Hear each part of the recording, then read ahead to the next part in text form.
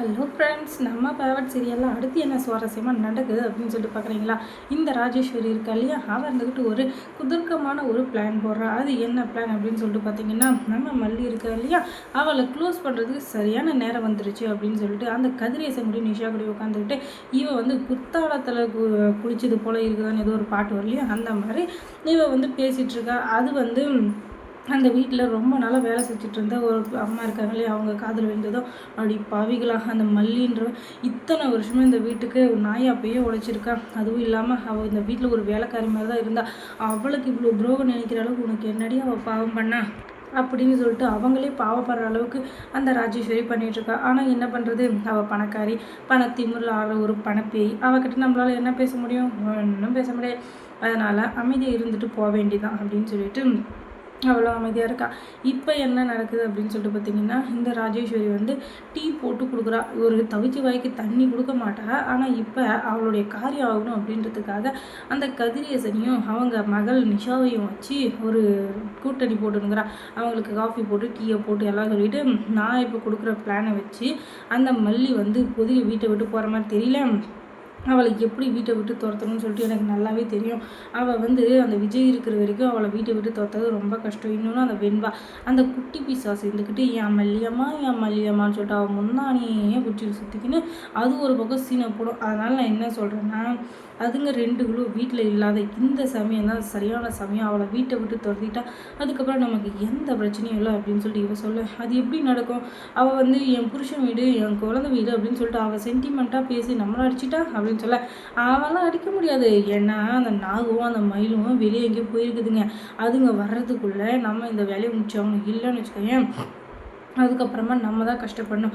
அதனால் நான் என்ன சொல்கிறேன்னா, அவங்க வர்றதுக்குள்ள நம்ம சீக்கிரமாக வேலையை முடிச்சிடணும் அப்படின்னு சொல்லிட்டு அவளை வந்து போய் வம்புக்கு இழுக்கிறாங்க. என்ன மல்லி ரொம்ப சந்தோஷமாக இருக்க போல், புருஷன் ஹாஸ்பிட்டலில், பொண்ணு வந்து இங்கே தொலைஞ்சு போயிட்டா, இப்போ மொத்த சொத்து நமக்கு தான், ஒரே ஜாலி தான் அப்படின்னு சொல்லிட்டு இருக்கியா அப்படின்னு சொல்லிட்டு கேட்க, அந்த மாதிரி கேவலமான புத்தியெல்லாம் உனக்கு தான், எனக்கு இல்லைன்னு. ஓஹோ, அந்த மாதிரி கேவலமான புத்தி இருக்கிறதுனால நல்லா வகை வகையாக நாக்குக்கு சுவையாக செஞ்சு செஞ்சு சாப்பிட்டு நிற்கிறியா?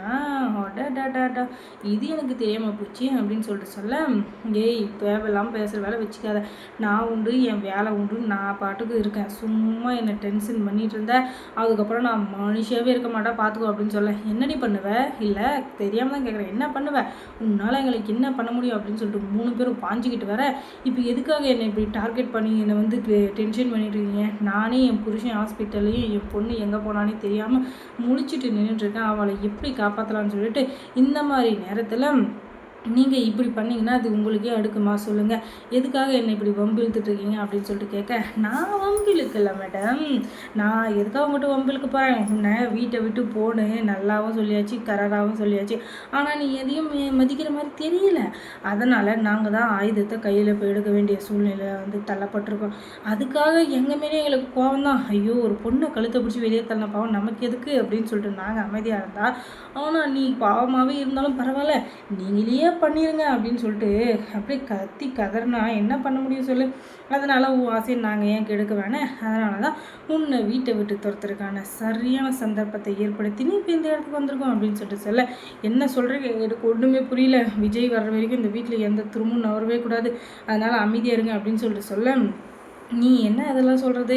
நீ சொல்கிறத கேட்குற அளவுக்கு எனக்கு பொறுமையும் இல்லை, நீ சொல்கிறத கேட்கணுன்ற அவசியமும் எனக்கு இல்லை அப்படின்னு சொல்லிட்டு கதிரேஷன், நிஷா, ராஜேஸ்வரி 3 பேர் சேர்ந்துக்குன்னு கழுத்தை பிடிச்சி தரன்னு இழுத்துன்னு வராங்க. இப்போ மட்டும் நீ வெளியே வரலை, உன்னை இதே இடத்துல கழுத்தை நினைச்சு கொண்டு வண்டி அப்படின்னு சொல்லிட்டு நம்ம கதிரேசன் ஒரு பக்கம், ஐயோ என்னடா இது இவ்வளோ பெரிய சிக்கல், இந்த சிக்கல்லேருந்து மல்லியை யார் காப்பாற்ற போகிறாங்கன்னு சொல்லிட்டு தெரியலையே அப்படின்ற மாதிரி இருக்குது. கொஞ்ச நாளைக்கு முன்னாடி மல்லியை என் உயிர், என் உலகம், என்னுடைய குலதெய்வம் அப்படின்னு சொல்லிட்டு ஓவராக வஞ்சிக்கிட்டு இருந்தார் இந்த கதிரேசன். ஆனால் இப்போ எல்லாருக்கும் முன்னாடி மல்லியை அசிங்கப்படுத்திட்டு இருக்காரு. அதுவும் எப்படி கழுத்தை பிடிச்சி வெளியே துரத்துறேன்ட்டு.